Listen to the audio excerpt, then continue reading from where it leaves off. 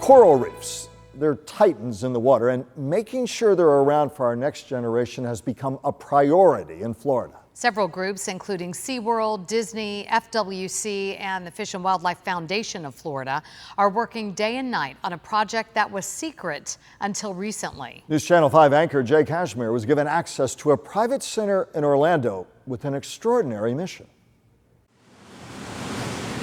The second you walk in, you know this is not your average aquarium. Water tanks and UV lighting illuminate a prized possession for these researchers. It's so gratifying to see how this came together so quickly, from a mere concept 18 months ago to what it is today.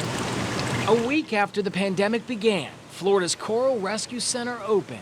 18 aquariums, nearly 6,000 gallons of water, and an on-site staff of 4 working 24/7 carefully and methodically look after 753 corals. You have to have something that's state-of-the-art, and that's exactly where we're standing. Jim Kinsler, who has worked with SeaWorld for 27 years, oversees this marine fortress. Nowhere in the country will you find a larger facility devoted to coral reefs, and not just any coral. Just requires a little bit extra attention. These were taken from Florida's Reef Track, which begins in Martin County and runs the perimeter of the peninsula to the Dry Tortugas. Looks like he's off to a good start already. All were saved before being destroyed by stony coral tissue loss disease, which is spreading like wildfire. These are very healthy, and things are about to get even better. So the nice thing about corals is if you can figure out how they breed, they produce a lot of offspring. The center has one goal: keep them alive and reproduce more. However, they're one of the most expensive animals in a zoo community to maintain and multiply.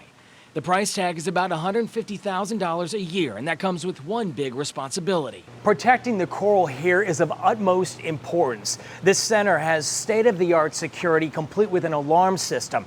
Every tank has a computer system with probes in it. They know when water quality is compromised. If the lights go out, someone is notified immediately. It's a team effort, knowing what's at stake and the reward that will soon pay off. The goal here is to get more coral reproduced here in order to put more coral back on the track. That's exactly right. You can think of these as the parents, or the founders as we call them in genetic terms. Their offspring will eventually be moved from here back to Florida's reef system in order to help the overall survivability of this global indicator. Coral reefs are really the tropical rainforests of the ocean. So much of ocean life depends on the health of a coral reef. Each day in here could make a difference for the next generation, knowing its ripple effect.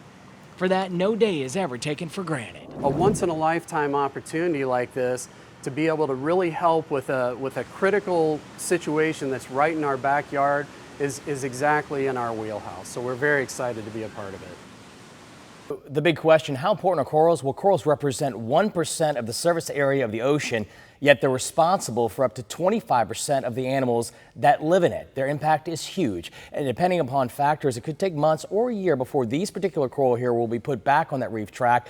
But overall, coral offspring is already being outplanted, and they're surviving in high numbers, which means things are great. They're supporting life out there, and mainly because they're selecting safe sites where there is no disease in the Florida track. For more on this effort and how you can track the progress of these coral, just log on to WPTV.com.